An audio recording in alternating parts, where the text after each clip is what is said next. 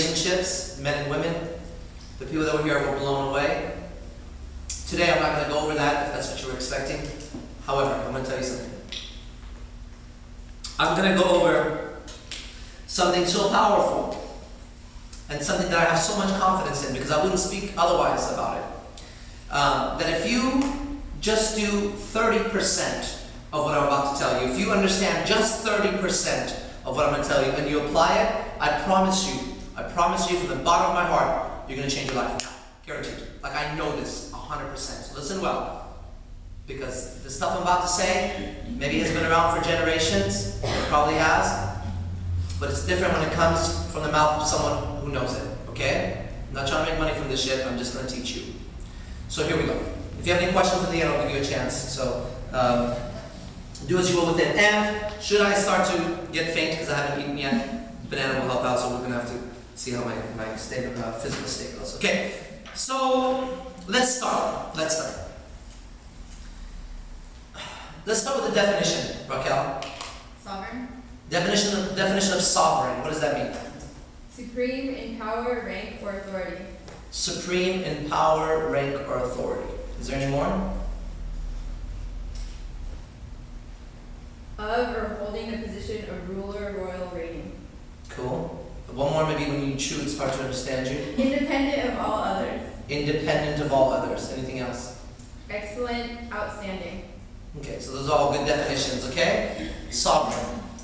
There's one place in your life that you have to have complete sovereignty, comes from the word sovereign, over. Where you have to be the supreme ruler, the highest authority, and nobody should be able to enter. And that's your mind. And that's your mind. And that's what we're going to talk about today. And I'm about to give you some actual things you can do, but I'll put it in metaphor perspective because it's easier to understand things in metaphor. So up until today, when you were going to make a decision, imagine metaphor. You walk into this town hall. It says your mind. And you walk in and they have a special seat for you. It's plush, it's beautiful. And they're like, in your mind. And you're like, thank you. Oh, thank you. And you sit down and they're like, and you feel great. And you go, so what are we doing here today? A decision's about to be made, right?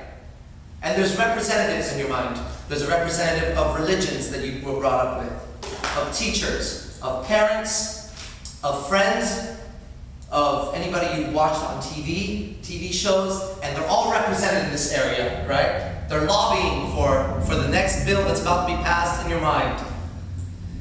There's a judge there, and you go, so what's on today's agenda? And they're like, well, we're going to be making a decision today. And you're like, okay, let's see it. And you sit back in this beautiful chair, queen chair in your case, right? And you're like, let's go. And the decision starts, and they start arguing.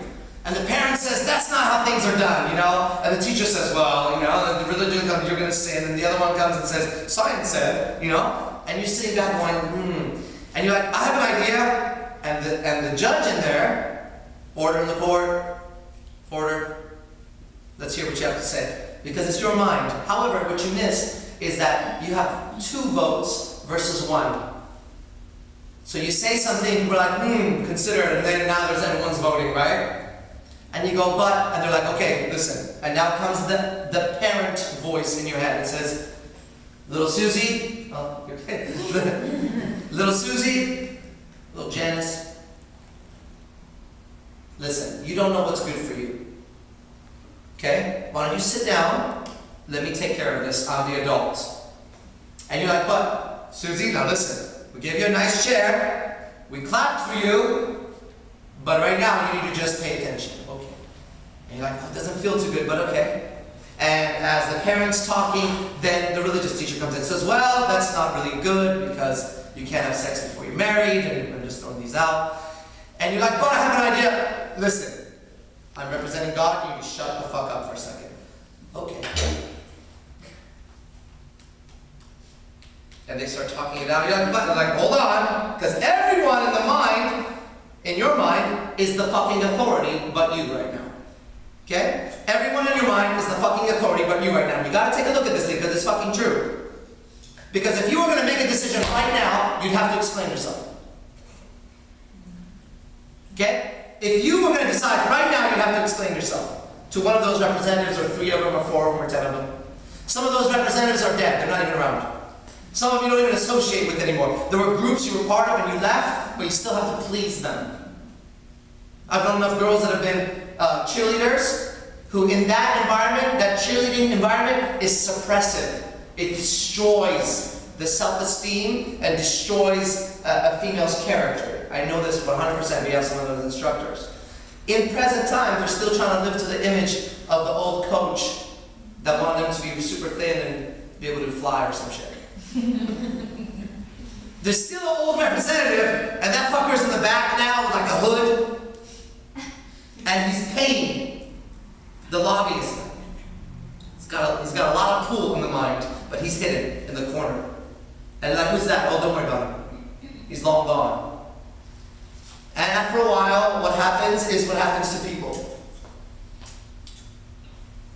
A representative comes from the media. So you're getting a news broadcast or something. They're telling you what's going on in the world. And they're about to walk into the hall of your mind, and there's this old, beat up, haggity, raggedy old lady sitting outside like this. And the news person comes in like, can we walk in? And this is your mind. And you go, yeah, go ahead. Are you sure? We just walk in? Yeah. And then he walks in, people are throwing fucking papers, and there's like cobwebs. And he walks in, he's like, news brief! And it was like, oh, why? Because now, they're all just trying to fight for position in the mind. There's gonna be, whatever, a giant storm. Get scared. Ah! Comes out, shuts the door, thank you. Welcome. And you go in there, and then the door slams open, and they all run out, there's a giant storm! And you go, okay, there's a giant storm, and you go out.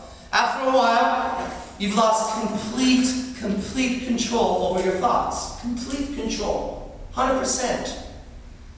You don't even recognize that now you are responding to your thoughts, no longer to what's in front of you. Pay attention to what I'm about to say, okay? The guy approaches, I just gave 2 lectures right before I came, okay? The guy approaches the girl, and she says, ew, don't talk to me. Okay, fair enough, he walks away. The moment is done. It's over. That moment could have had an emotional impact on him, like, ooh, I'm no good. Okay. Walks away. The moment is done. He goes away, and he's feeling like shit.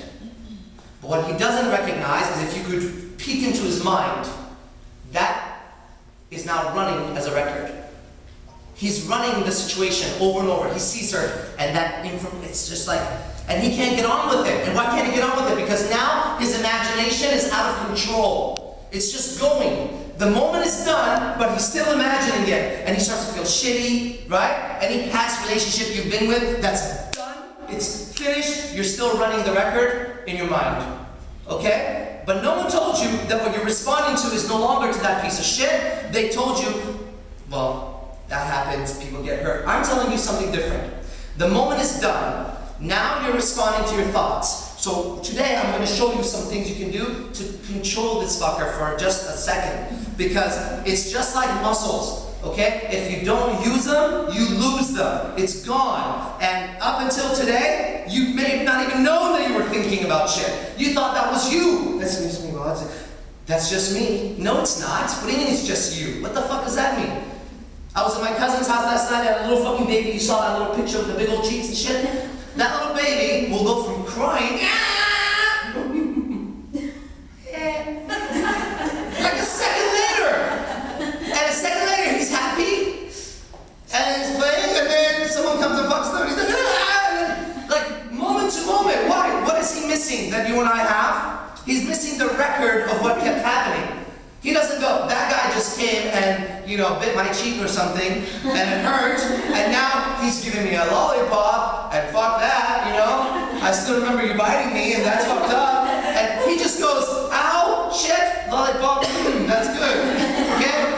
Oh, I took a shit of myself, that sucks. Oh, I'm clean. Okay, good. And he doesn't have the record. He doesn't have the record running until what? Until one day, little Johnny goes over there, and Susie cries, and I use Susie and Johnny all the time, okay? Jill cries, and Johnny comes back, and Johnny's 2 or 3, and mom and dad say, Johnny, did you see what you did to Jill? And he's like, no, what do you mean? It's my toy. It's her problem. She's crying, right? No, look, that's bad, Johnny. What do you mean that's bad? Look at, she's crying. She's upset. Johnny doesn't give a shit yet. Because Johnny feels justified in taking his own toy away from another fucking stranger. And he's like, my fucking toy. I have integrity. No, I'm not giving it to you. I didn't take your toy. You tried to take my toy. I said no, and I kicked you in the head. Get out of here. My toy. Shouldn't I be able to defend my fucking toy? Yeah. And so he starts to look and feel different about it. And then, here's where the killer comes in. Johnny's little dad, or Johnny's authority figure, whoever Johnny wants to be like, steps into the picture. And now gives it, Johnny, that's not right. Now Johnny feels an emotion that he doesn't like anymore. Because the person he admires now told him it's not right. So now he's got to go, this doesn't feel good anymore. So he looks at little fucking Jill, and he's like, okay, I did wrong, okay? And even though he's moved on, and he's going away, they could be in the car, and mom and dad could be like, do you see what happened to Susie? Did you see what happened to Jill? And he's like, now, they are now starting this procedure. They walk into the mind, they say, Johnny, you're too little. This is my chair. From now on, I'm going to tell you what you did right and wrong. Here we go. And that's okay for a child, but not when you grow up. That's okay when you are a kid. It's necessary, but not when you're this age anymore. It's over. Those seats are still there. And we stopped. We didn't walk in and say what I'm about to tell you. That I have 100% right and control over my thoughts and my imagination, and nobody, and I mean nobody, in the entire universe can affect them unless I say so. It's my thoughts. It's the one area that I have to have complete sovereignty over. Nobody can enter. In fact, once you understand that, you start to understand the secret behind business and persuasion and attraction of men and women and marketing and everything else. What we're trying to do is trying to influence the person's mind. We're trying to get their imagination going. If I said to you right now, let's go to Hawaii, you would start thinking Hawaii, you would start imagining, and then if I really wanted to sell it to you, we'd say the weather's like this right now, we're going to stay at the Marriott's, and we have this tour. What's happening? Your imagination starts going. When you buy your imagination, you buy Hawaii. That's the final exchange. When a man sees a woman, his imagination starts picking up. He starts imagining himself with her. Different scenarios, different things, whatever. That is what he bought. He bought the fantasy. And when a woman sees a man, that's what happens. She buys the fantasy. Because you don't know the motherfucker. You don't know who he is. But you do know your own fantasies. You do know your own imagination. And no one can see your fantasies, so you try to explain to them in some acceptable way. He's a nice guy, he's this, he's got a job. You don't care about that shit. You have your own fantasies. You just don't want him to judge you because you know if you open the door to your mind, then everyone fucking runs in again, and there you go, you lost all control again. Now, the question becomes, how powerful is your imagination? And this is what they don't want you to know. How powerful is your imagination? I'll give you an example right now. Okay, if your car is dirty and you walk out and you see your car, you go, I need a car wash. And what will go through your mind is a clean car. If you had the ability to stop for a second and analyze what actually happened in your imagination, you went from looking at a dirty car to imagining a clean car. And if you imagine it strong enough, the next thing you do, you'll get in your car and you'll wash it, and now the physical reality has matched your imagination. If you walk into a house and it's broken down, and it's, you know, I like to watch these like house hunter shows and stuff like that, that's one of my favorite shows, and they walk in and the thing looks like shit.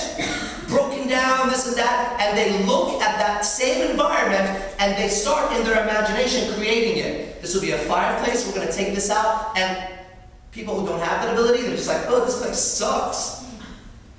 But if you keep watching the show, the one with the imagination, as it goes forward, the house looks like, in fact, they make a computerized version of what it's going to look like, then the house looks like that. Once again, imagination comes first, then the physical universe comes back. The last relationship you got into with a man or a woman, you first imagined it, then you were in the physical act of it. Okay? That's just the way things work all the time. In fact, you cannot find one exception to the rule, which is the way I like to teach and live. I look for these basic truths that you cannot deny in any shape, way, age, sex, planet, area. There's nothing that has occurred on planet Earth that first wasn't imagined first. And if that's the case, then we got it backwards. What they're telling you is, let's go in the case of the guy, that chick just rejected you. And he walks away, and now he's been trained by me. So here's what he says. He says, hold on, that happened, but here's what I see now. I see myself walking up, and she looked at me and she was like, you're incredible, you're so beautiful. Put her fucking number in my pocket and said, call me later. My God, I wish I could just come home with you right now. And I said, okay, I'm gonna go away. And someone's like, what? That didn't happen. He says, hold on. What do you mean that didn't happen? That's happening right now in my mind. He says, no, but that's not what happened. He goes, so what happened? And the guy tells him, and he says, so is that situation still happening in your mind in present time?